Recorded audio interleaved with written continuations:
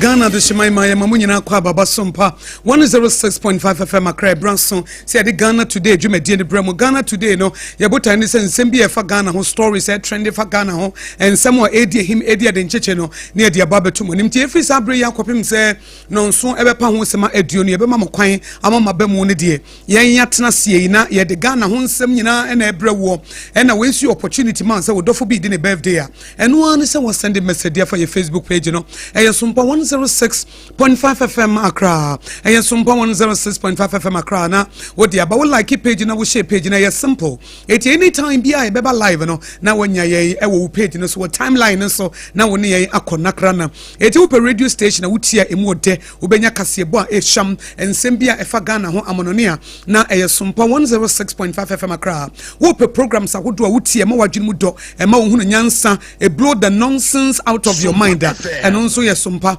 106.5 FM Accra. So opese wo ti abrabo ase opese wo kwan be fa so abobra na wo do anamo be sisi here. And also Sompa 106.5 FM Accra. We are not just radio, we are here to set the order. Edinye se bia radio bi keke wutie na wasresre ane wada. Radio a wotina se wutime dwene. Wutie Sompa wadwene na chia kora 360 degrees ebesa babak. No asa retenke. You will come to yourself. Say we obi a wa kwadwera wutie Sompa wo be padwuma. Say we obi a wo mpani pa wutie Sompa obepe nipa we obi a wontie abrabo ase wutie Sompa obete abrabo ase we obi a sabi oye kwakwahye akwa na wagimi a wutie Sompa obehunu nyansa eti Sompa de ye din ne honam se ye ba ase de Sompa na ebre Ghana for nti we de we are not just a radio, we are an experience. Just ade a wo experience here wutimi se woni padua wagene no kra no akoyie Obrempong ni Oheneyere sa mudi adanse prekobe adanse ni etudo ade na Akosua be kai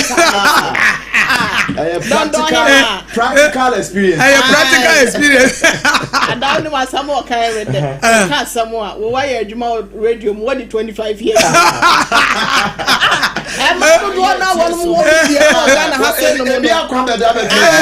Ama be chemko na what baby afa eti me busa asem pacho radio adwuma no when you 25 years experience how many experience the 25 free years in the house and no class so there obi wo ho awanyini so wan hyaase ento ampa and the baby mo ebia no mko program bi no ofa ho no so metimi e motivate na de wura mu eti ni fie no kra de ye mfa nka ite kuma udufo ya beja bosi ana ofusim na ye young lady oh na be a young lady so how dey na e wo mu ma hudie de wo mu integrity to when to ka asem bia ye so ana Oheneyere nyame adom so ka ho ya dwuma no se wo ye na se nyame adom nka ho a efise ye dwuma wo ya ani wo ho ena ye dwuma wo ya ano enso da wo ho ena ye dwuma wo ya nya obia na bepe wasem ye dwuma wo ya nya obia na wo kasa be ye ne be ye dwuma wo ya nya obia na wo presentation kura wo pe it is a nyame adom nka ho a one sha sometimes kwa negative voices no ebetimi ebu abem but wonnim ne wo ye wo nyame mu a wonnim ne wo ye e wo wankasa wonnim wo ho dada ena wonnim se life no Yesu Kristo kura no ba wiase a na wo no the Bible says he went about doing good no sayare no no kura wonya tamfo na nya meni Oheneyere na nya meni Obrempong wonu mpokura no a Oheneyere wono ba wanya bone da wo wo ye bibia pepepe wo wo so bi yare no asane yare wo wo so bi wu a na wonya ne no obi ani fira no wote nani onu kura nya tamfo onya opposition eti wona ho na wo nya opposition awuni no na wo nya opposition onu kura nya bi ena papa na kan hum mama onu kura na ayi Pharisee for the Sadducees for no kura no na wo mo kura no pe no kura aye ne bibi eti na menu mienu na menu mienu de kwa bia so no se wo enya se no so Oheneyere ade bi wa wo tie ase e beboa nyame bona obo awiase no ene de odema wo se wo beye no it is not for everybody sure it is not for everybody nanso wo mo nyame bo wo ma wo mo no wo mo hu wo mbehu they will accept you at once wo mo nyame bo wo ma wo mo e bo wo ma wo mo no wo mo hu wo mbehu they will value you wo mo so hu ade wo ye no wo mo be pe no kure ena de wo ye no so wo mo ni beje hu enti se obi eni nye ho ana so obi mpa eye normal I am not for you enye wo nti na me baaye omo nti na me baaye no Oheneyere wo presentation be ye ne de Obrempong presentation be ye ne de enti nye obi enti na wo baaye obi wa wo pese obi apɛ na sam ye fa sa mobra if say Jesus Christ no kra na he went about doing good no e no obi ana pɛ na sam akoma pa so awanye obi ana wa sa akoma na mawo because ohene wo betimi nya akoma pa kra na wo obi ahia no nipa na dwembo ne wo ni eye life but ebi mu ntine ho obi wa so wote ho na wo so obi mpɛ na sam wo na ha no wo say oh adentin say me see ye makoma papa yi me de me nyina obi ho adwebode e de na obi dwemi ho adwemo this is what we call life when your friend abrabo no the fact is say wo gini obi ho adwen papa eno nche so obi anso be the fact is say wo pe wo hia obi o pe say wo ye nipa ne papa wo be say sini ye wo adwen papa wo tirim no enche say nipa no wa ba wo life no so adwen papa wo ne tirim say yeti asie saa be boa ma esu bebrebe ne so bete ateti bebrebe ne so bete depression bebrebe ne so bete and also sometimes you know you are going all out to please people no eso bete na wo ya ade kora wo mpe ahosiesi a wo mpe otimi ade we hye wo so ade hye wo so ade nka wo mpe wo pese nka wo kan no but a how say wo kan no wa enye nipa ne de na wo koye so na wo homete at the end of the day wo nya blessing bi afrim eno na akanfo abebuo mu ma etire duo no na ngiche mu nsia na wo se say emfa me nkase emfa me fe ana se emfa hu me nkase mo etitianse se wo bra na wo bo no you are not for everybody onyame wa mo obia say nyankopɔ de ne dɔba ba ko pɛ ba so memu ene obia na di yesu di ena ba kokora bi wo ho a ma ba ha bi nipa ba ko penti na ma me ba no kra me ba nipa pi wa ha se no nenso so no enso e bia wo nko wonti na ma me ba no kra de wo ken se nya tam pa wo ni Akosua enka wo pe yi bresi wo na nka wo bo wo office wo ncha ha ko fo ba be wo na ma ni no kra shia wa o se nyankopon nipa ye nyankopon ketwa no kra obi shia Akosua nhira ete se de wo shia Yesu because asem wa Yesu Kristo be ka twa mo anya abodje kire no Akosua nhira ka kire wo a sanso so netie de de ase da manyame eti ba me da bia me ka me se da bia me tena se me ka ba me ba bia wonti and na Dr. Blazer Foster de me ba ase no ase dan kanyame and true you no ma besua ne me pi wa brabo fe ma na me pesu o na me pesu o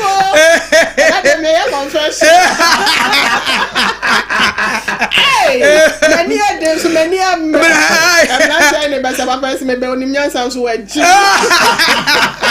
many a days many a me ai bo many a na me usu ai so you just na oje and I'm saying me times cry me nye share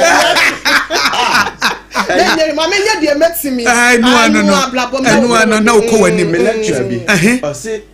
oba lecture ho ewie na nipa be ye se oha egu ho a ni gu ho no kira de ni nyina ewie ne nipa ba ko pete ase no cho so hwe no twa wa ye na juma enu ano no wa ye na juma so won de wa kira de awie the fact is say wo wa amfa na nche so wono abon wa ye na juma nipa ba ko so atimi ate ase de enu ano no etu wontimi ko jira ba bi nka so ye bad lecturer na bia wo mpa disua bon no abon so eti say ye ti ase saa no e betimi aboa na ama yakoma to ye yem enipa ho ahomete ahohom fa nipa mu kasa so obi kura pese wa ba mu bu ochia ngo otimi otu chiki bi ana wa kanse bi na se wo de ni nyina sai otimi kura suma no ma no be ka chi ya yetimi suma no ai kasa nya ready so be kasa ai wo wi owie no kwota se ana me ase be na me kan ya suma no enti mempene ana no bi sem na nsa pese mo emfa won to form na wa owura hoturo de den a me hia obi no kan sei nipa no ko kan wi wa to di ni fufu Ohine what you did fufu me afa ma me sokola ka ebetimi afa ba bia wasada kure ya kromo na usu ni ure kure fi da bia na wo ha se nyina twincham da bi esa wo sere na e de aseda emanya meti ena nso so yaba na yaba bedidwa na ye wie nso so a ye de trending stories no na nsa de ebedidwa no Obrempong trending story you better answer na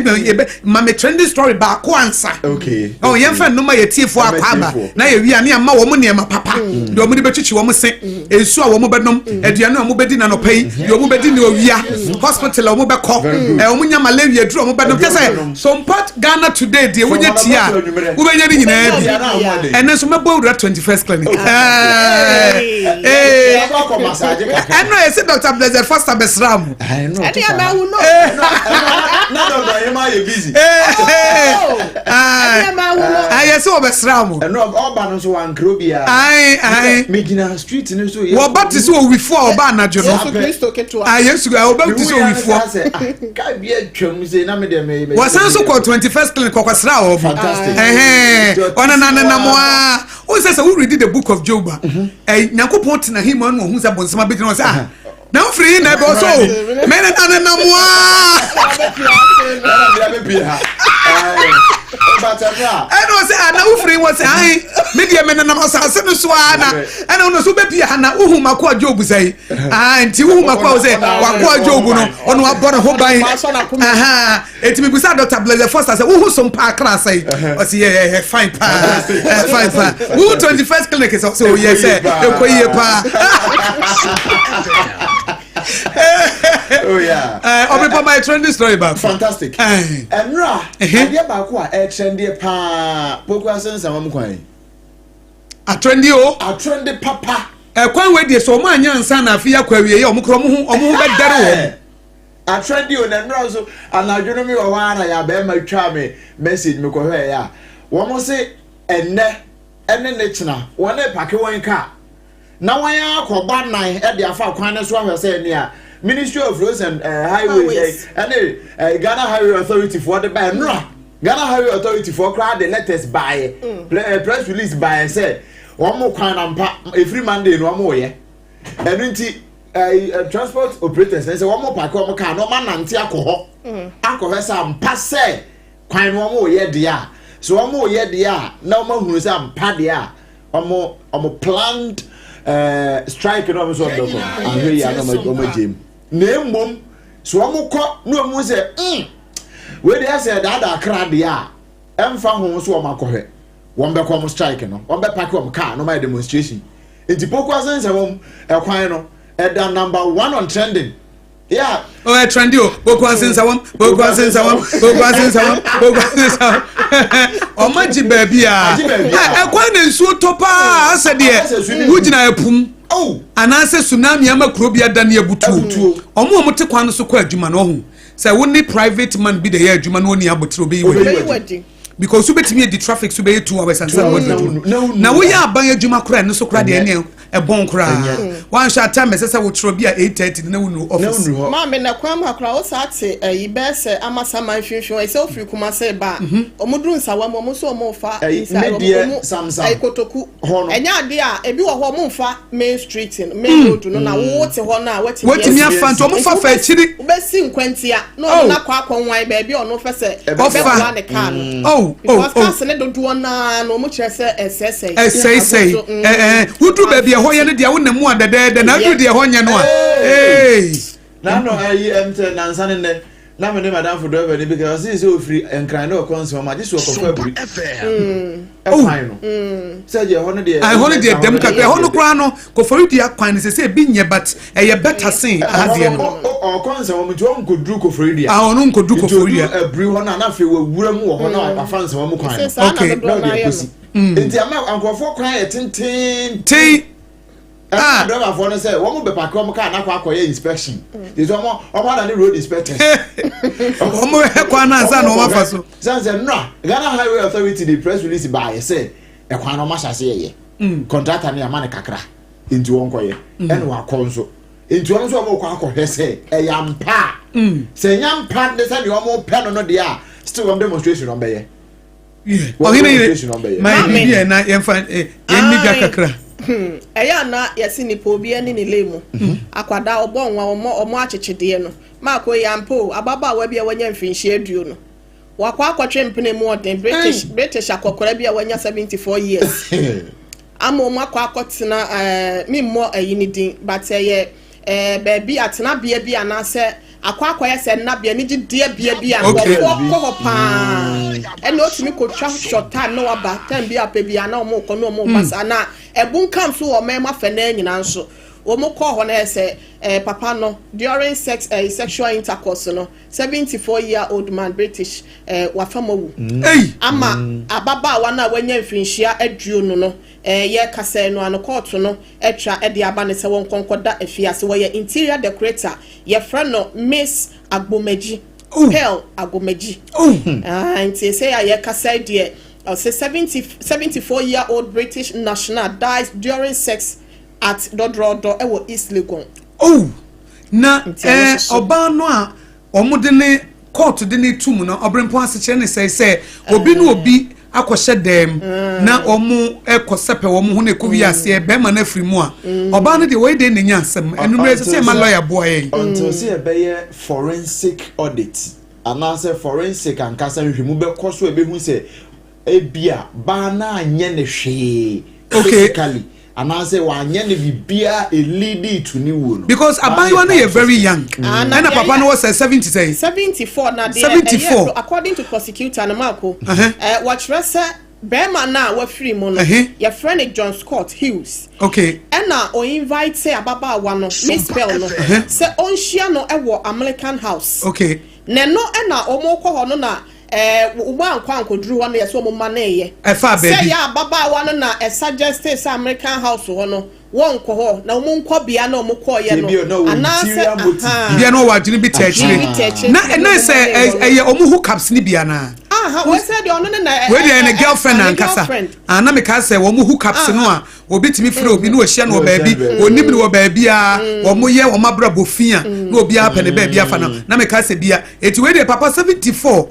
when you know because Bema di nkasa age no ejanka retirement age mo na wo nanka awoda wakentem na wabrewa na emehwe wabrewa bi da wo nche na wo miamia na wo sori a tofin kokula omo no mamrewafo na eba na mekai nya se nyankopɔ wo ye nyansafo wo nyame dim se time wo ye young no nti no see the wife of your youth wo ye young enti oba oyire nso ye youth enti mu nyina babu no wo se enjoy no wo enjoy no a na afa wo dru grey hair no a sa abre no na oba no so take care of you no adane no amo free hospital ba no amo aduranom na waye ye aduane amodi na ne hye ho enti no se wo no at that age no a wo be 74 na say 80 no na wo se kofa Abayiwa o what Abayiwa no ne energy any the strength na kuta no any the kind of satisfaction na wo pe no wo sabre no wo de no ntimi eti wo hye na mema de bi fa nuo afro no wo fa we eti enuo ni because nanse wo say ohini bi so wu yes amakaya ohini bi so saa ohini bi ono ye kwa no ohini mo na ntuma na gu hoyi can you imagine eti say wo ye panyina so be ye nkwada asam a say wo ye panyini na so be ye nkwada asam a enkwada asam na beto wo enim guase na beto so wo ye panyini na so be ye nkwada asam a eyenim guase na beto imagine say ohimpon sei na yire ni monyamfo ne ma eni monyamfo no mo te say wo mo papa akwakwo wo hotel room ti asemo Obrempong asem na meka nem se monyamu the intensity of it Oheneyere awo ye paramount chief na owo ma wo manyi bi wa America bi wa ha bi wa ha ebi so wo UK ebi akọ school ebi chakonwa wo te so na afa ye te ye ne se Ohene ne mpena Abayiwa bi a wo ye 22 years akoda bi mani bi kura nyinyini chance ne mani bi ene na ko she hotel room am wan fa nuo am emu no wawu na eda news na eda newspapers mu wo newspapers mu na wo social media na Oheneyere fonyini da ho a wo tie dwam na ne ma animonyamfo ne gire animonyamfo hwe we ya animguase a wo de abre wo de agya wo mu a wo de wo a umbekasa na dadi umbekasa dadi shawo man ya wudi wo so watra nkonwa no mo ye adwuma wako fa 22-year-old girl wo no ko 80 years wo pese wo impress na wo betimi impress 22-year-old girl impress a young lady wo 80-year-old man wo betimi impress 22-year-old na say am bi ono so ete plan ho ale ababa wa bi say ono so ko and the social media yeah no wedding the okoye Abayiwa bi wedding ono so ko wawu ko kente kama ondo okoye kola chakakara na we say man no mu din kan share that pornographic movie ni bi wo mu ayi so screen so omu wie ye na chese omu edi omu agbo oni ne yere no oni ababa wa no wo pornographic omu hwe pornographic movie ansa na omu de hihye omu hihye so wie papa na de ole net no omu no ye unconscious eno anu no ko omu ni top form eno anu no we unim nyansanzi nyame wa hihye bibia pepe why enjoy who bia from your youth retirement age ya wo bra wa bre wo sika bedina wo na vacation na wo yire na ma na ma na ma na nka wo nana no ma twa ho hia na wo bɔ mpae ma na wo ye nyame adwuma na bia wo kɔ evangel na wo kɔ sasa yarefo no wo dia wo se wo de beto atopa e kɔ wi ase no na wo kɔ wo dia to kɔ de kɔ akɔhia mɔkye Yesu Kristo akɔ mesrawo azama Oheneyere kan ba ko bi so san be pie ha eno so ebiem ono de oba no ne married boyfriend edem no akɔwuada oba na ware be ma no so aware ena be ma no so aware he oba na ko be ma ne ho eno akɔwu ho oba no ne wu ya na be ma ne wu oba na ko wuada be ma ne dem be ma no so ne yere tie no na eden na married wife no wo call wa ne be ma na nko ba bia se ni fie ada na ne yere tukwan ya na ho no ope eno no be ma na ne wo Ghana okọ na ba na ko sra hotel ya be che no enti ene omu kɔ fie bra fie anti wa kɔ fie oba na ko be ma na ene oba na kwa wu ada ho wonim se meti story bi we yem fanya disua da chemem se mo brasem ye be discuss bibi etisa lady bi no free wa call law school e wo US ewie ene wo ba Ghana no ono ne maame no mo ye obi a o mo ye decent o mo tete e wo ba Ghana na oba no ankra wo mo say opeso obehye ne boyfriend ho kakra eti ko hye ne boyfriend ho be ye 2 weeks na ogi na ni wi a na wa friend parents aka che o mo say me ba Ghana oba boy ne ho be hye ne ho no 1 week oni boy ne o ma to street ene ye adako ne boy ne have sex wi ya na owie boy ne dawie ya na Ghana wi ne maame ne papa nso nim se wo Ghana ne maame ne papa nim se wo Ghana young girl Akosua obuba onim se o kache ne maame mo se okohye boy ne nche o mo mpene nti no o se da kache o mo se o menya mai me mo nchem ba wo ye na je se nko obehye boy ne wa be 2 weeks no ma chini agi o mani a o wi ananka wa friend parents se bia e china na meba afedi ekowi ase obehye boy ne nche 1 week boy o mo ye di o mbe ye wi ya de echi again na wu ada no so asem Oheneyere asem no kura sem na make beda mani ene wu ada o ye de picture kire me say what wo na boy no ye dey me say wo afa no ko bo the parents ekwa be su mo free US be pie wo dey aba ko gina ho awia wo de be kom obro wase na we yase na yere no kora no bloni ne yere na sa de ababa wa ne court enti ene ye be ka ho asem na wo tena se a me say ansem osisi o Oheneyere mami nko 21st clinic wate na mi wi ana mi fi 21st clinic here na afei wa mame bibia twitwi mesi ni ate Ghana fo amutie mi munyina mu dim se 21st clinic de ye friend sciatica originator sciatica pace setter the chosen one the anointed one ye ka se the anointed one na de e pa che ne se de nyame asra ne ngo so o meye bibi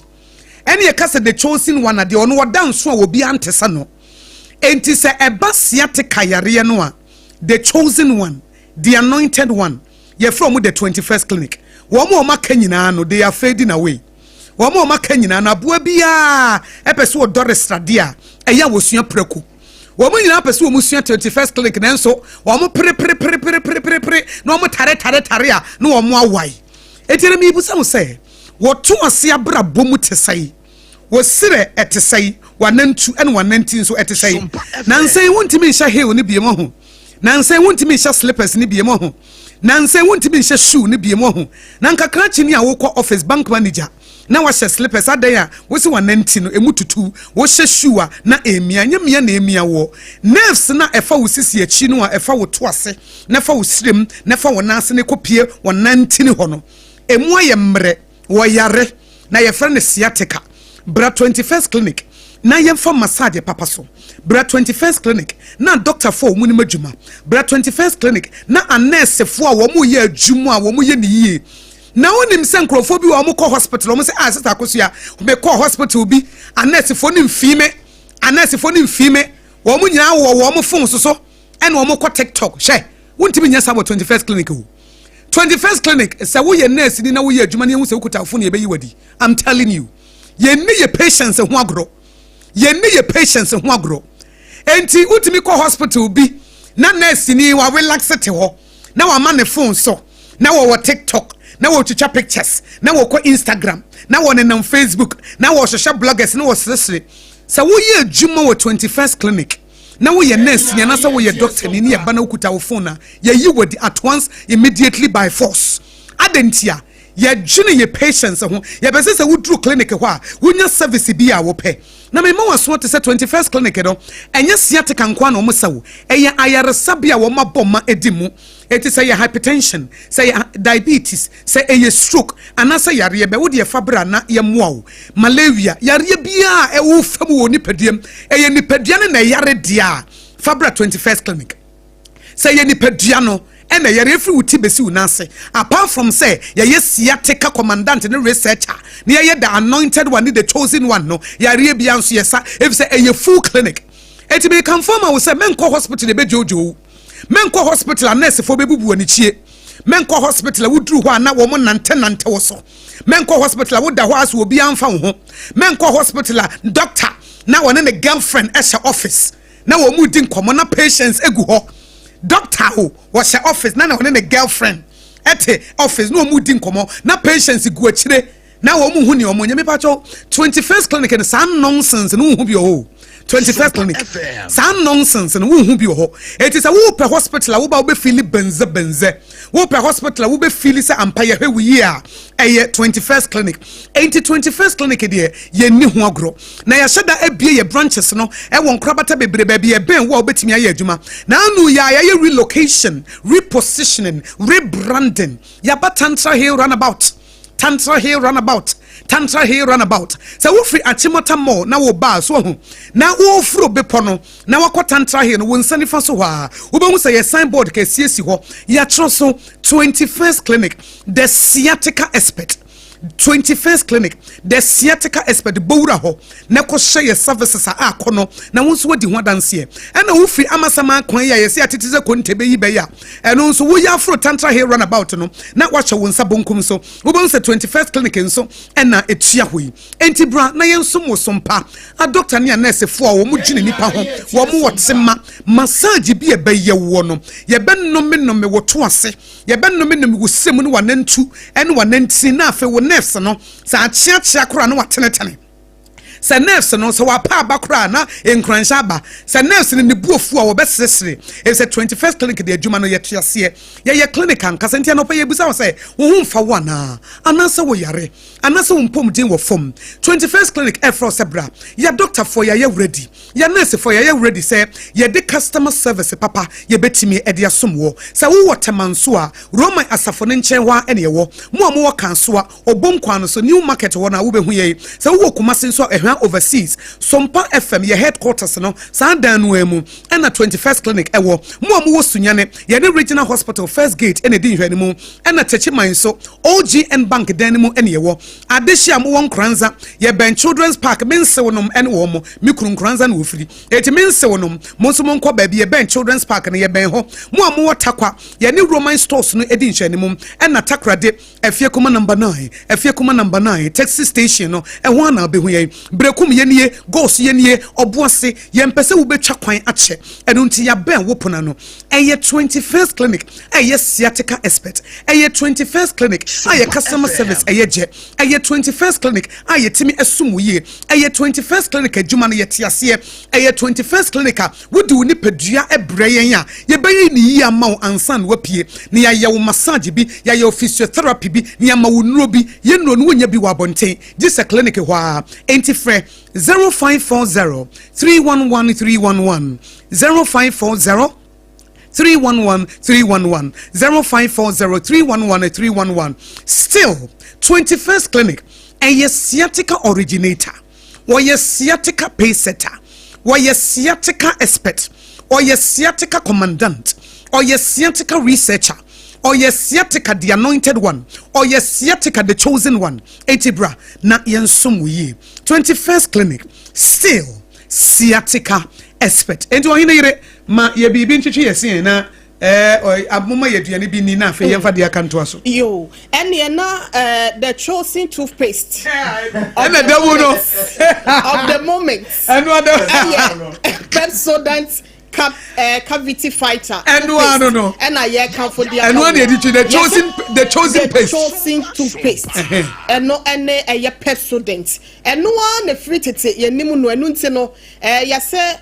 ene ayaresafo na doso nanso no se wo pe obi oyo okuni pa dia na 21st clinic dia na ye kan for Pepsodent nso dia ma wo se and na aposi na doso nanso no se wo pe dia betimi atwi wo se na apo wo se wosi asen jemple wosi asen kawa greenwish ni yellowish jemple ahodo ya age wosi ase aboso no eye Pepsodent ene betimi eyi ede amawo wonu mu nkabo ne mesro obi wo ho kasa wo be wusu obi ade ne nsa asisi ne hwene asa ye konkwan ye tirimu asa bi wo ho ayi ani ato nche untimi nsere badwam untimi nkasa ewo wafo mu mesro Pepsodent no ye kanfo de amawo we eye abusue nyina nchemfa esa ne kese ni nteno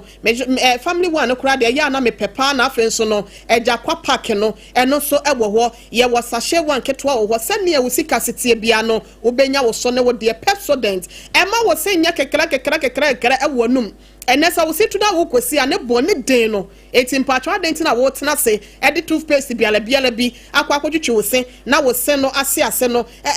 adwoho na be wie che ne yesi e kwa akotu eba se be ha adwen waduane die no nam wie kora no enkoye me ma me kasa nkwa eche na Pepsodent wo se sebe ya wo se ho nsem be koye enti no wa hye dey dentist e de esi wo se ubetimi afre na bibia wo pe we eyeto free wo fre na ya new sika ma me fa aba no entu dwansa ansa na wo be costo BM shop BM mo BM no na wakwohwehwe eye Pepsodent e kira kwan no dentist call to toll free no number no eye 0800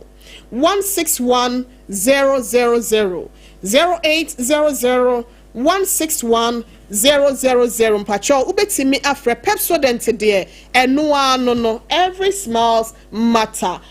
Obrempong ko we say wamlan sane yakọ agye aho a ma yanum nsuo nwie ye twi asia wie de ne yanum nsuo wie na ya pe breakfast bi aguso na nsuo ya be nom no abusian fa pa ne pepa na atwero we to osisi a numbers no 0206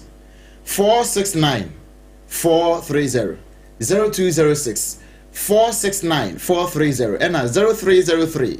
965 780 0303 965 780 ensuo no kasa natural mineral water one numbers nam dia ma no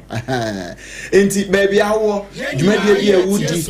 ne awo ye bia wo hia nsuo sanse nipa de ensuo na de yekọ mpani se ekom aduane kom enku nipa o nsukom de ku nipa nanso yempese nsukom be ku nti yempese obenya yade wo nsu a wonu nti no konom kasa natural mineral water CASA kasa natural mineral water eno ne betimi aboa wo aya abojo nsuo ensu papa a wono mu a da bia na ne manyina da na kwamu kama enorishe o skin no na bibia timi aye fine da bia na ho ofe wa yesa dondon hema na bibia aye kama pa kope kasa natural mineral water nom ne beboa wo pa Kasaloma Ventures wono ne de ba ye wo numbers nam de ama onwo enkran ha ya Taifa Back Hospital actually hwa wo ne butuo sanje numbers ne bio 0206 469 430 0206 469 430 and 0303 965 780 Kasa natural mineral water ensu papa eno no abojonsuo afa uwie ne sa no a ye ni kan twa trisco ansa anopai de wie mo ye nyunyu enti je trisco ni bi sesi a we no eye chocolate food drink delicious chocolate food drink sani da ya na meka no se aponkyere ne wanto nsuohie mu anko nim se nsuo mu gu ahodo nanka ye ya yira nanso ye hunu kwantempo na se yenso ye kirewo na befa kwantempo no so bi na bibia ya fine promasido of other romantic o ma me hu kwantempo no eye chocolate drink a wono mu a vitamins ahodo a ewo mu no eboa pa ena we no ye koko papa no efri Ghana no a tetekwase de ni bi no ne ewiase nyina agi atum se eye papa no eno bi ne de ma won eno nti kope bi sesi a vitamins ewo mu no ye vitamin B C D ene ye wo iron enso ewom ono mu a ede na amount ha hodi we nyina na ne we akire kura ye eno de bi ka sa abefo abehye kura no eye Enafort energy fortified ɛne ɛwɔ mu ɛno nti wono mu a ɛboa boost moral ɛma atimi adwuma ɛma bibia yɛ fine promise of father roma say yɛ wɔ ne kan kɛseɛ paa ne wɔ hɔ ɛne yɛ wɔ ne sachet ɛno deɛ 2 Ghana cedis pɛ bibia bi wɔ no aso atie gu kasa bi no awatam na waka num no ano no na wanom na bibia atimi yɛ fine Twisco energy food drink pebito ɛwɔ provision store bi ɛbɛn wɔ na wɔn so gye amɔden paa ɔba pa ne sɛ hagye adeɛ we hagye a twa Twisco na no pɛ ya no a no wɔtwe nyamoi eti na wɔtwe bɔ kosi sɛ na wɔtwe ekɔ ne mpam mu wia hɔ no na bia wo pɛ fufuo ne abankwa bi de atwa wanum anase bia ne dia ya o anase bia o pɛ wachi bia dia anase jollof bia na eno hagea na wo na asere no se me promise me ko hagea esa ho nam ka se ne ude na ye wo ne ye de be ebekɔ na wia wo asa mi amede ne wia because we kwada na minim se kwada ye wa woda ya me ye de situ e ye born day ntimi e ya ye 6 and next week na no dia me planning the 12 tinka 2 okay na me ko hagea okay wo de okay do fi hagea ho na say next week do be ko say so next week dey my promise me ho e be ko say ma mi ako oba pa ya na ye say owura fi ukrom hira ben ya o yela obedwa ase no ene mafo aba wo ka se no hu kura wonim no onim adeko de onim aprapransa wonim akanche na so na nanom de wo munim ye ma menom de wo munim na ene trend na wase ye ma no koso esan se abefo kwan na ne ye de amamre ne amane ne nyina hwehwem ene obekọ dwumedie bi ese bra be ye aduane we se mienhwe afa no okobisa okohwehwe no aya social media awa ye si eye no me pacho eye hagea ho na wonsa beka bisa opese wusua pacho ko hagea ho se bia ese adaje ya woni enti no waduane yo e wo fie wodidi ayeden ya pacho ko hu hagea na onye bi enfama na watch na de akohye wo fridge na wudi ni nkakra sa wo to party anasa wo ye wo ya ayefro wo to abedin na nsa abedin to na so mo de aye drinks ni meat pie nko ampa cho se aduane no pese wo ye ni nkakra ye beso obi aso a pacho obekọ hagea ho na fufuo ni nkwan ahodo ni nyina me de ne rere na bekwan ne kwara ne kumi ena afa kura ponu nya konkonte ni konkonte na abetie ne nkatekwan na nkuruma kakra sa aka ho we tilapia ana wo de no pene hyeto ene mako kama na de tilapia ka ho a hagea se men kan cho sa no pe ya no fa wa kira kwan na se fa wani kire mu ewo na kache ewo hacho atomic kwan so ben transition one me pa cho ko Facebook social media handles ni nyina se TikTok X and say bia baby a wo de no wani hwe no wo bo hagea special local food so a wo betimi aye order no wo ana so obefra pa we say 0246 359 921 0246 359 921 and now say 0594 797215 0594 7279 mpacho mesa fa ne biem 0594 797215 79 72 15 hagea special local food so see aduane papa ne fie ankasa ne ho we enti ye the trending ones na by the ene na papers na 5 minutes ye mobo ne tew na ye ma ye tiefo emre wanu nti me wo daily graphic do bokrata no ha wo say helicopter crash fund no say ye nya sika wonum say Stanbic for the chance o mo de 500,000 Ghana cedis and it was say abria babedru 2.315 million Ghana cedis sika no o manfo donate igum o manfo donate edigum kama get fund earmarks funds for colleges of education project and also so ha and a mismanagement of public funds no who asem wo de abena osei asare o ye chairperson ma public accounts committee of parliament efo nyina ba beto a mo say o ma vow say value for every cedi chase scholarship beneficiary for refund obi bia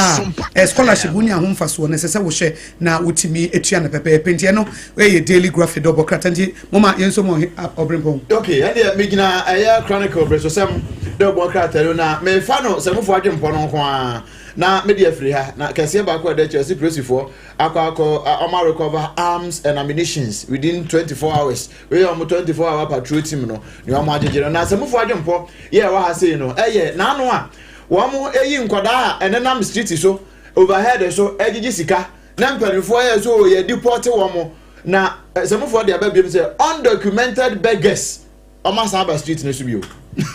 Did we go or did we come? Ye ko ya na se e bae. ene asɛm a sɛmufo ebusa ɛwɔ chronicle mu a ɛno de ɛno nko a na bɛfa de afiri hɔ sanse yɛ nimisɛm a akɔyɛ nsɛm bebree ɛwɔ ahase a chronicle enso ɛde bi aba wɔ ahase ɛne na ma mefa daily guide obokrata no ɛnto aso ade ba akɔ ɛno so da hase no bɛwɔ se ɛka ho asɛ sɛ galamsey task force arrest 4 soldiers for illegal race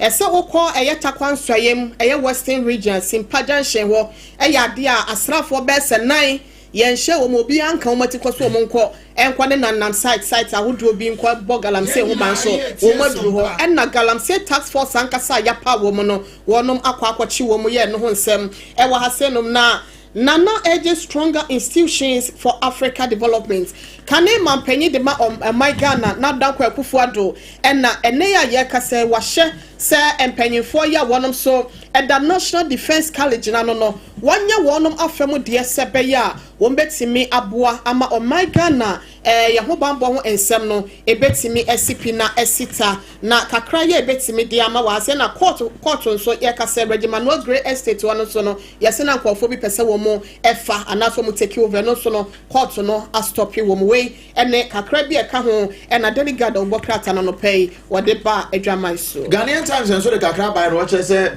aban e dey 403 million Ghana cedis e dey kwa akɔhwɛ sɛ bɛyɛ a ye colleges of education one hostels I say akamu no yetimi e dey akɔ akɔwie nti ɔsɔfo hwɛ enwomasuan nsɛm so ha na adu sumfoni e da ha na vice president ensumfoni na da ha no ɔkyɛ sɛ public education on prison service rule no yɛhwɛ sɛ ebetimi ama ne makɔyie pa NPA National Petroleum Authority wɔn so steering committee no wɔn so wɔn the road map bi aba wɔn de ba bɛyɛ 24-hour economy no ama ne ma nyinaa etimi akɔnkan Ghanaian Times kakra ya wɔde aba ɛno no ɛne daily statement so de bi aba na ɔno so na ɔkyerɛ sɛ na anu ada ɛne Rich Hospital attack yɛ kɔɔ yɛ no wɔn so akasa ɛde ɛtia ɛna minority anasa dɔm kuma ya wɔn so mmra hyɛbɛdwam no wɔn de kɔkɔbɔ ɛde kɔ ɛde ama Bank of Ghana ɛwɔ 60 billion Ghana cedis ɛho hyehyɛ bi ɔmo se wɔn ɛyɛ no ɛno so ho nsɛm no unya daily statement da obokrata na wɔde mu nsɛm esi aseɛ ɛbɛma Obrempong megina the Ghanaian publisher mu sesi na samufo adwempɔ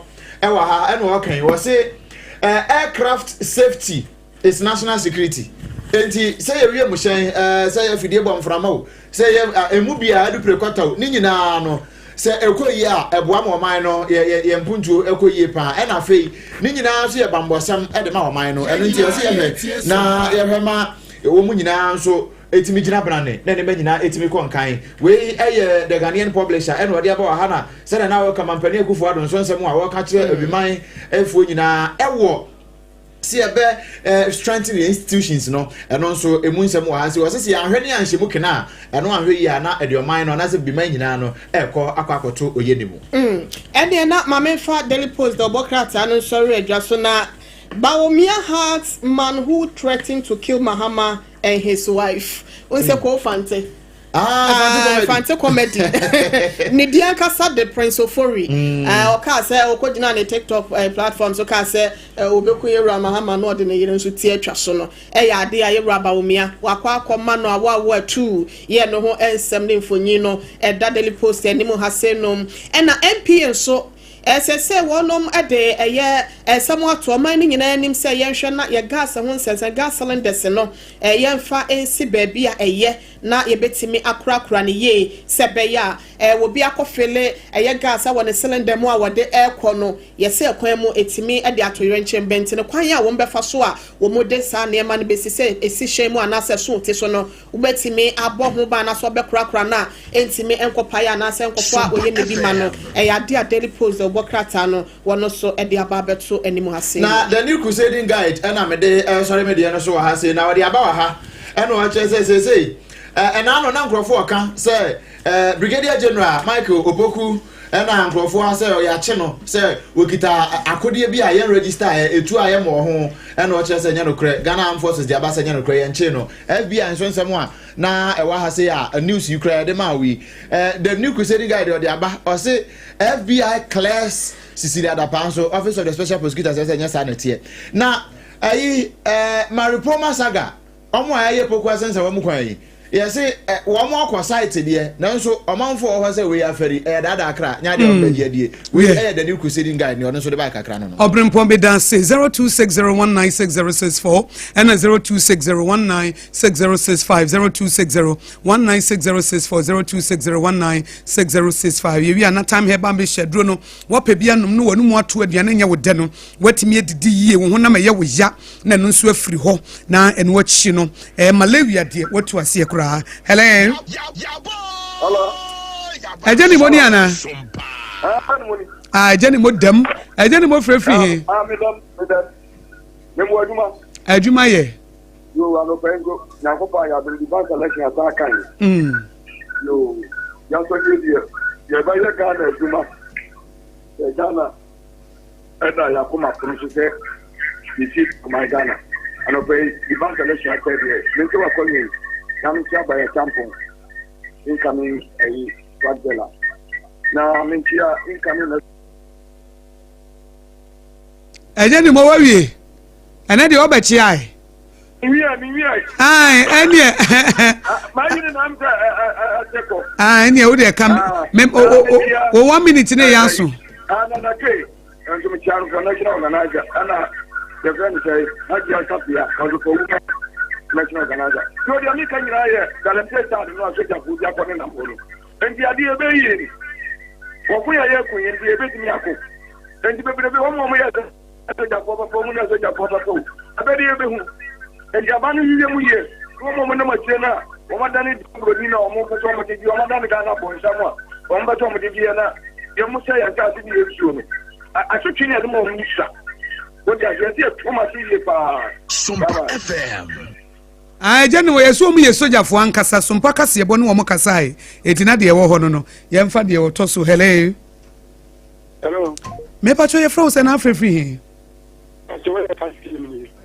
5 p.m. We line jina ye mama na asa twetwe si kakra. Ah se de ye nkoi. So maybe kakra me kan ye ofanko kwan. Tukwaso kwan di banfon. Ah kwan no asese wagidi asen obi a. Oya popular sin obi a. We de dentina o ma se da ma competition nga ba so. Ye se je bege. Ye nya wo Ghana. Ifi pa kwetili. Mo be se kwan Akosua na enkoso. Ana and then answer all quantity excavators for today. H.O. baby, the Abigu today. Yes, 24 says. Boma and Co and penetrating the machine. Dear, you better get them say for machine. Won't be the machine, you will be required machine up. Won't be the machine is higher, Galamte way, Yabro. Won't be the machine is higher, Galamte way, Kumati. Won't be the machine is higher, Galamte or Takwa. The machine out to them. What's in the sense? What's in the word? Not the way Aguma. And now it says my body. Mate 5 p.m. Medasi yemo obi foforo so emra na hello. Obaayema anapanya mi atum di kan. Asumdwe no so nkan o sa wo frefri he. Ba che we ye wa mi abema na amoako a mekana fi esboy ewo ayesu ano. Ai esboy Sompa na amoako ye nkwai. Na nchia o. Na nchia wo ne tiefu nyina na wadwuma efu nyina o studio. Na nchia ye incoming national organizer for MPP Yura na K. Me nia Abiola so ba for Okayako Central Constituency organizer. We be mbona ba so adwuma small wodi. Me aba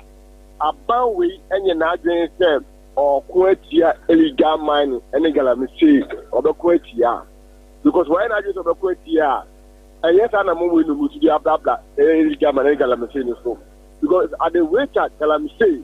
I say in so any assassin. In fact, young senior that in Chimaba, in so and our man Ganamwa. Then because say, they may near my boy, I had the organ. Yes, I have a Tagana as an actress to Abanogana, and if I sang between his car, I couldn't soon be the best fighting there. Young Kuru as the my idea, a quick year of my Ghana. Yen MPP anything, somebody I can send the difference. Like a Munyam, look at the Galam saying, some new quarrel. About where you are going to say, but I didn't some out of the one more because there's an impaying form. Mate. Mate. Yo, Nana Moko, Meda CP. Hello. Aboagye. Meme na me pa chefro se na free. Wa wa da orubon pesi what in life. Ewo Kantamanto. Kantamanto Accra. Me se Kantamanto de ye bedru a wo store na nim ye be ba begina ye adwuma. Ai. O chira wonso. The 24-hour economy. Hey, you say a 24-hour economy.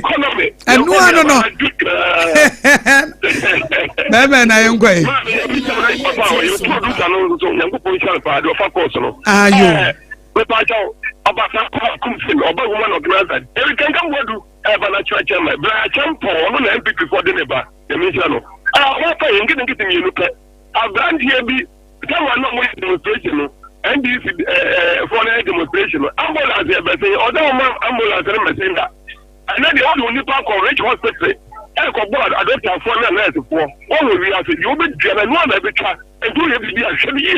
ana last way o be talk kwa President Akosua do test no or go brochira and Akosua do dey premu or do premu or the tell premu me ta cha president Mahama e ko brochira e fa cha do no de boy na fa you do be you wodi Akosua talk kwa you wodi you tom na chom oni ya me aduma Me da CP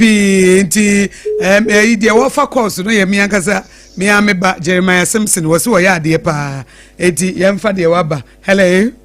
Akosua. Meme na me pa chefro se na free he. Akosua pa original poem do nya because free teach ma so. Original poem na wo call no mu da da ho pa. Nya me. Ada what's sa wo phone na. Ba jo no ane dada no original yanko. Ada go say da ma se nya me sira mo. Yes that's. Mo pa o di media mo body mai. Na nja go Sompa jo Sompa Accra no. Se anka ya na yewura abochi program no nanka techima na efa but they say wo mu mfa bi ndesra mo za zo mo hwe na mo mfa maye techima for mfa for God and country no it wo mo mfa mamo oh okay mate ana go say me kwa asem no so aye bi akumbi ye me nwanwa say galamsefu we ya de etu mu so say won say asasen da bia ba bia da na do ba bia tu galamse o Ghana ha obia nim say kuro tu galamse ba soldiers we ya wo mfa so wo mu koyo mo say azon so mo koyo adwuma pa kura na wo mu anka nipa yi wo mu ho no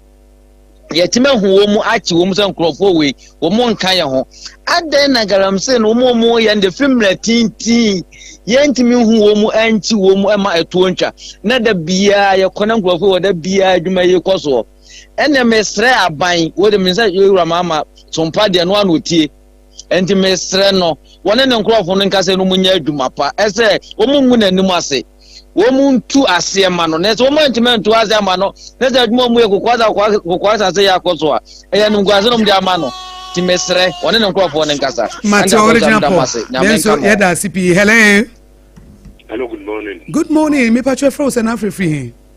that's all if let me KBBB one is capital to chimayo KBBB number no 0260196064 na 0260196065 KBBB yankwa yo asida mudia kamu na nyina dana ntina amuma ya kwanya se yenkasa yenkyere ya adwe se de besia ya katuma kabi ebe kwananyim ntino se yenkwara na kasa se yenkwara dia babu te nyina yenkasa sempeyimfo o masuya abie so ntino se ne yenyina the Supreme Leader John Mahama or baby or man and ofu pray I transita na the say a yaman Ghana mindina fine yin I am family the plane for the socially outdoor it was say or con or man and I say or con on bankata you be your or be beer more this is also new say ye galam say Sompa FM na obi antiase de yentu ase na wonye sika no na wo ye yarefo anaso no ye ben e yare mfa so ben na ye benya matiase ye nyina ye kasai ye ba ye nyina ye twadwadwa yesu nyina e ya asem kro ya ntino Ghana mai ye besramu mumma galam say en twato se ba kra mpo a excavators ni di chamfanya mu de Mate Bemen, I mean for the Ochato Emra, na Yemfenye. Hello, good morning, and Akosua. Good morning, Bemen. I'm a patch of frozen Afrifi. But I did go clear from Katasu Kwashima, where Sompa Kwashima. Sompa Kwashima. Yeah, Una Uchato Yemque. Okay, that was nothing out there, ma'am. I am sitting and better make and say, Rough, the Okoya regional. So Nankasa Kotanasi, no game who knew who to be Okoya and the papa, or Nankasa on Council. Yeah, better about August. Yeah, come from only demonstration was I'm saying. And I'm called blockade 37 crime. And my car behind the Enya fine call. And patient or the Nakula Besson or so, Mr. Muni, a one name farm, or catch and say, Ghana, Ghana, what the Breba, Nipa the Breba, and one of Ghana. If you are not heading. And no one knew Uncle Falcada, Moon accident, or the patient call, radar. O see a tree in your action, would now we did it. Now, all Ralph said you so who na yet. If you, ma'am, for some say, papa, and then the most will be 70 years or crack of Farcola. The person is sending my monomus say, say, do baby, not a moon, or do penny for so. Or money, a papa would have home, a moment to 3 dynamic because.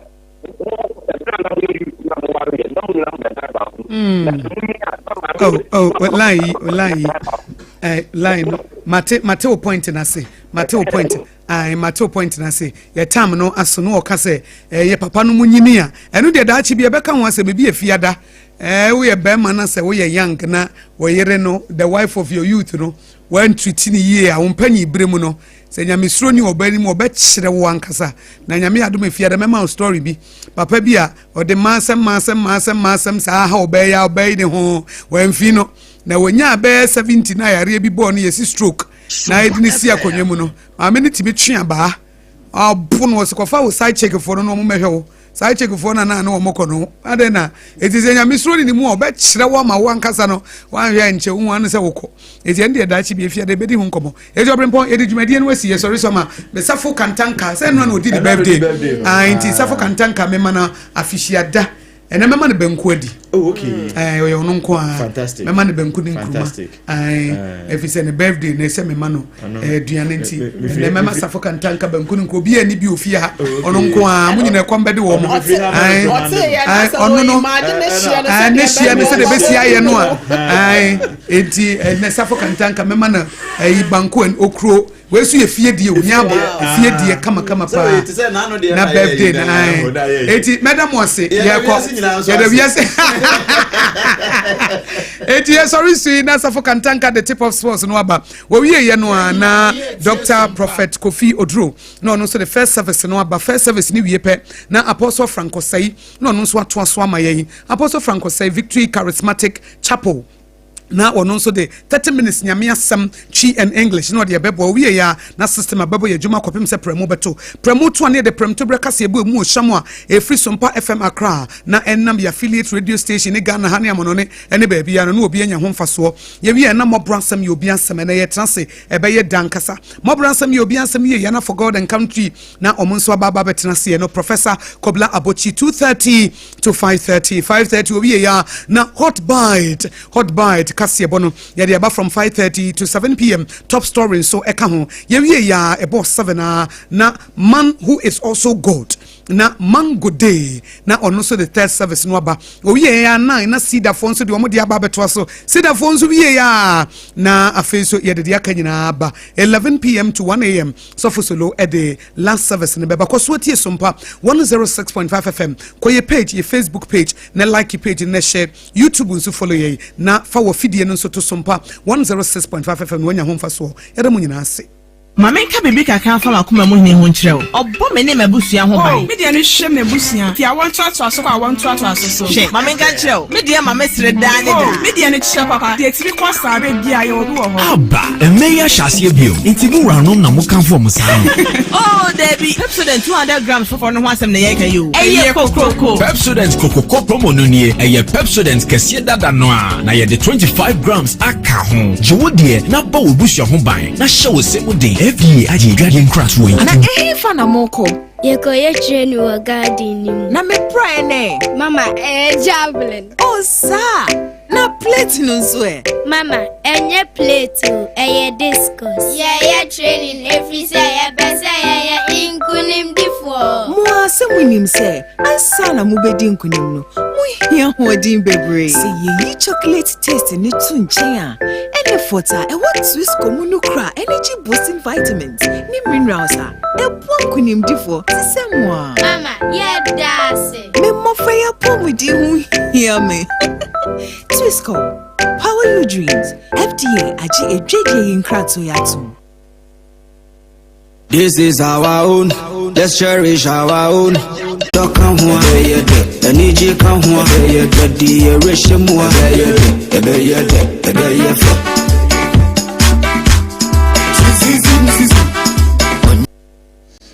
okay, yeah, that would Musam, and it was no Sompa 106.5. And so Sompa 106.5 FM. So if you say recording some no trouble, there would be some and if some musan so na manane nsem so mu secure sanitary pad and pay what can be and that would be some eba ba so me akontu no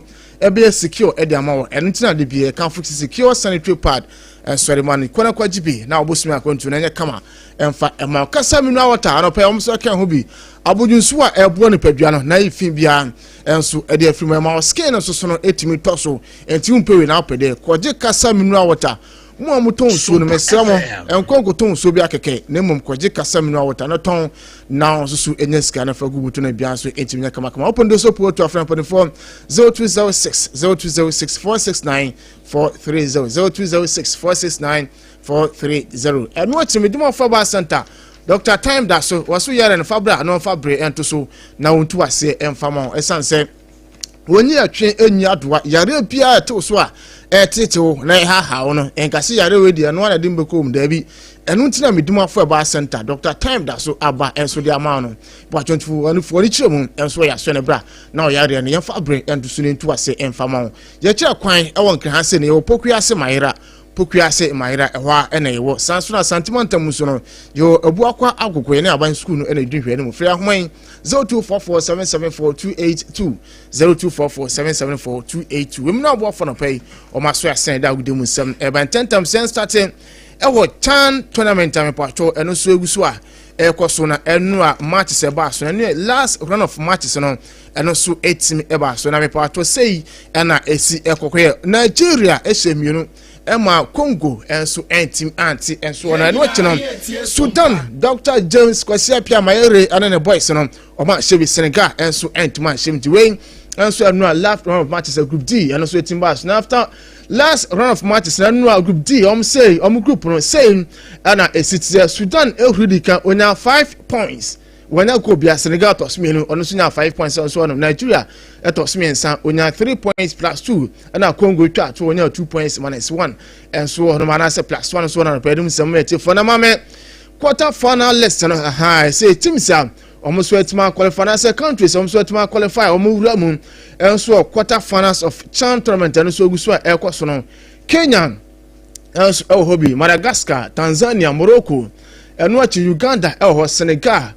Algeria and Sudan and so eka ho bia na ewem teams a almost wetima qualify na pacho parents no say na be sia kwa Kenya and Madagascar and bobo and watch Tanzania and Morocco Uganda and Senegal na Sudan and Algeria and the about we Chan tournament no quarter finals no fixtures and I made ehun some amount na pay so ojuma so na fiem da finance leading komo kakra na nyam kupon adma ne Gaka top 4 no and so 8 as starting team am Gaka top 4 trophy no jami aduma ene na and so 8 ma start e University of Ghana Sports Stadium Legon na ojuma de no and so ebetima ba so top 4 trophy no na RANSFORD a project na kama Facebook one and so the mountain start and no me sa na adwuma and so e ba so na ma fixtures no na me adman na top 4 fixtures e ba so no say na city e bibia ne Gold Stars and Kumase Asante Kotoko and ebo no me sa ken or University of Ghana Sports Center say adwuma no and so ebetima ato akoso no see house of folk never say die until the bones are rotten and so ne pondo out of lions and so and bobo and also enwumre no see and say adwuma no and so ebetimi atiatuma no pere musam amayati for adwuma so na onum say ayada initially na adwuma no ayada beba so the nation's Wembley Accra Sports Stadium na enra and necessary and switching banner example for chima the Blasters of Ghana World Cup qualifiers sir yane Mali ebobo kroma sense for he am top for no baso nyame adwa bosmin kuna ba besim de to so enwotwe no na ahwa na pitch no so etima kwa kwase ne etima mo game no wontim for chima top 4 no Accra Sports Stadium ya do mema kwan so etima ma na baso and no mvu omo Adeko University of Ghana Sports Stadium na no na vice chairman and as a vice chairman Edma Ghana League Clubs Association Twantia kan se gaka mame efense Felix Maku Monka so did in komo kakra vonua asesano emunsem. For the regular, there's a popular stand, it's 20 cities. We have the VIP going for 100 cities and the VVIP 150 cities. That's for match day 1 for both matches. So when you have the tickets and you enter, you are qualified to watch. For the regular, there's a popular stand. And then voice and then we have one who change on. Voice now near the venue had to be changed late last night because there was a change in schedule from the GFA on the Black Stars. So quickly we would also have to effect that change. Now, as I'm speaking with you, the venue for the top 4 is the University of Ghana Sports Stadium in Accra. All clubs involved are aware, and as well are aware as well. Lagos Sports Stadium is ready to host us. As we speak now, though there's a program there, the pitch will be worked on between the hours of 12 and 2. So work is being done on alongside the track event. So come tomorrow, the pitch will be ready to host that. Legon Stadium, I can assure you, is on good condition. You're going to have a good game come tomorrow. That one I can assure you. The pitch is super. It's good. It's not a very good game. It's going to be very competitive. It's going to be interesting. The reason being that, the quite recent ended President's Cup, Kotoko has the bragging right. The ended Homo World Cup, Heart has the bragging right. So now the clash is between Kotoko and Heart. Kotoko would want to stamp their authority. Heart will say never again. And between Heart of Oak and Heart of Lions, Lions are saying that no more, they are going to go higher. So no more defeat from Heart of Oak. And Heart of Oak in turn would also want to stamp their feet and say that, yeah, we won the Homo World Cup and we're going to win this time with you. So the Olympic rivalry is up there. The bragging rights are high. Anyway, summer vice chair at the Ghana League Clubs Association. I trying to check and say Gaka. Yeah, my mere friend say Felix Moku Monka and so now Venu no say himself at the University of Ghana. Na Obi ba or Baba Hebia Skasai and on function home. The initial Accra Sports Center 10 cities 26 at the University of Ghana no scan assistant at gate fee no. For the regular, there's a popular stand, it's 20 cities. We have the VIP going for 100 cities and the VVIP 150 cities. That's for match day 1 for both matches. So when you have the tickets and you enter, you are qualified to watch both matches. So for their price tag is between us and the club. We wouldn't want to put it public now. But for now, what I can tell you is that there's a lovely trophy down, which everyone would want to have a glimpse of it. So that is what I can tell you for now. Yes, you're going to see same because it was JH1 who carried us on their wings during the President's Cup, and they are still on board for the top 4 as well. So we are going to have a good coverage, and it's also open to all media houses.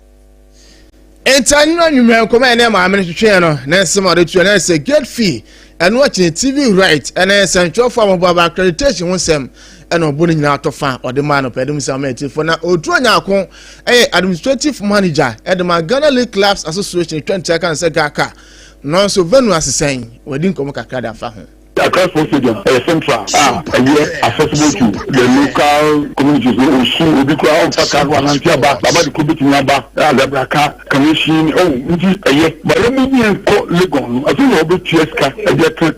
Abba. we're going to send the chase card. We're just competing and the match will be live on TV. And John Hannah will be over on TV. The TV come now, they are 13 by the shine. The shine there, I tell you, the teams will play. Teams will be out are determined. Don't mark to condition of you. That's what them in the present cup. They will not allow to go to beat them. When I say a child for everything you chase the cup, but Legon. And I am Ikaka. That's why I cannot say, say, oh, fine. But we find women now, Latin say, Christos Paribus, all things vehicle. And the idea on the back. Oh, my, there's nothing we can do. You take one lesson from there. You go ball, why don't you mean for later what's welcome police across Stadium and National so say, if you can't make sure to direct on to the Legon. Because I feel my watch here, but from I'm going to write to them, say, a Legon. Because you're going to square ball across Stadium. You're going to move them to Legon. They are the insensitive.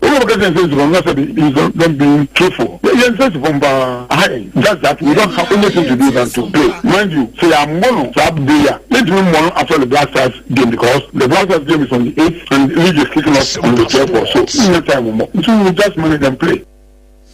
It's where some of our friends say Odruanyako, administrative manager at the Ghana League Clubs Association, Gaka, Nensem, so I don't know. Now you come make a chance as when you couldn't come back. Now 2 million Ghana series. Ghana Premier League is a Wabajana or JDS now, so Access Band Division 1. Almost so the end 4 and so discount Majana at that to a man so the and then I can be a make a chance at doing Comaka and so at their farm. Sika de football bia ye bia disca na ye nka ya sem papa but when we ase no anya bibia na yeska yemfa na se bia se aban crowd no ba gym na bia okohia sa partners no na bia omo tax rebate bi krampo a aban ye bibi because emre bia atwam no na amanfo kasa se corporate Ghana ba kan ye ball no ho at least yenko hu aban ne ne aban kasa na nka taxes bia adida companies bi no mu ne ma so no ontete sa taxes no se de ebetimi a share companies no kutupa no ma ye de be omo ba sponsor ye football no na sa 1 million Ghana cedis asemaka wasan twema dwense bibis sa woka se o ma Premier League clubs na 1 million cedis Ghana oyi Premier League floor no ma at the same bed about tier bed Division 1 and eba Division 1 also o mo saying 120,000 Ghana cedis na wa share the difference no se Premier G 1 million anya hwenka Division 1 mo be 500,000 be cry between 4 to 500,000 na sa woka se o ma Division 1 league 120,000 there is nothing to write home about. They are not being fair to Division 1 clubs. And to win some Charles Codon team make it Charles and other donor friend Chachima City President Nensem and so on Tenian so Nayan Kwam and Farmer and some Gakra and to us and Afian so Jumadiaka and so Emma to us me do my favor Santa Ken one of Baby Samson Casam Nawata secure sanitary pardon the Pomania can be an Agudum Semino and Mount and Opena or say I know matches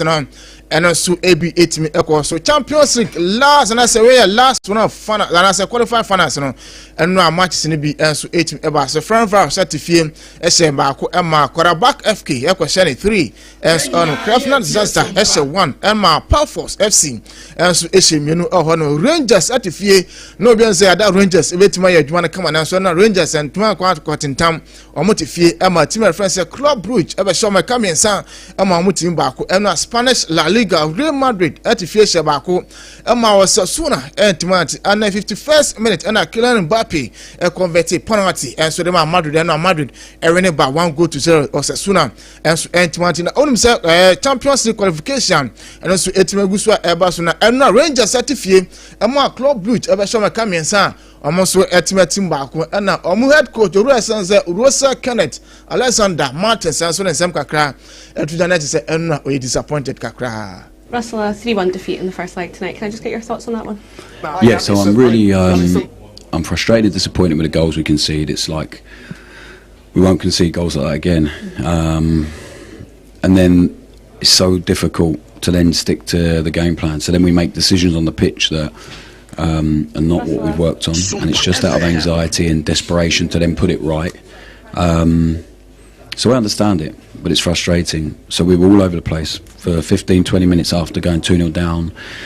And as a team and as a club, we just didn't react very well. So the second half, I'm really proud of the players, the resilience they showed. The fans were amazing, the energy was brilliant, and we have to live there all the time. So the fact they've come through that, the group of players... Internet summer, our friends Russell Kenneth Martins head coach and so the ma team friends Celtic and anase Rangers mum ne nsema ono so edu dana enra PFA na say we Professional Footballers Association ma work so no ono so 8 me ba so England na Mo Salah and emponfo e de enye Professional Footballer of the Year ekodima Mohamed Salah na no ne ebusan say award we what imagine na season ba start na Liverpool mo ko dressing room na be offense Diogo Jota eni honoma aya na mo ankasa feelings no e dressing room na say local room no aya na say there's obviously a lot of emotion around the club at the minute given what's gone on in the summer. How much do you carry that with your celebrations going forward and drive you on to achieve what you want to achieve? It was quite tricky with all of us, but I'm glad that we handled it so far very well, and we just need to do our job, because in the end the life will carry on, and yeah, we just have to focus on our goal and also express our feeling from time to time, but yeah, we just need to focus on our craft. Mo Salah as so I don't know until and I say hard you pa am dressing room to two money na Diogo Jota come hu bi no e hard you papa kasa me no water no pro kan hu bi na da gudemu 7 about 0206 469 430 kwajibi na bia so intim na kama kasa na no wachi na secure sanitary pad no pa wono so kan hu bi oba bosumi akontinu we secure the amawa secure sanitary pad medimo for about center Dr. Time that so yare fabra non fabre and to suma 0244 774 282 tia sorry na juma diaka first service and so no etim atwa so bia so etim aye kama my friend Suffolk Kantanka Ransford and dem ko Facebook systematic and Godfred and so be boa bia aye kama Mama nka bibi kakra fa makoma mu ne ho nkyerɛ o ɔbɔ me ne mabusua ho ban me de no hwɛ mabusua ti awon to aso so kwa awon to aso so hwɛ mama nka kyerɛ o me de mama sere da ne da me de no kyerɛ papa de tiri kwa sabe bia ye obi wo ho aba emeya hyase bio intimu ranom na mo kan fo mo saa oh Debbie Pepsodent 200 grams for no ho asem na ye ka yo eye kokoko Pepsodent kokoko promo no nie eye Pepsodent kɛse dada no a na ye de 25 grams aka ho jiwodie na ba wo busua ho ban na hye wo se wo den FDA aje garden crash wo na fa na moko Yekoye training wa garden ni na me pray ne mama javelin oh sa na plate no so mama enye plate eye discus ye training every say ye bese ye inkunim difo mo asemunim se ansa na mo bedi inkunim no mo hia hodin bebre se ye chocolate taste ni tunchen a ene fota e what swiss komunu kra energy boosting vitamins ni minerals a e bo kunim difo se moi mama ye dase me mo fa ya pomudi hu hia me Twisco, power your dreams. FDA aji ejeje in kratso yatu.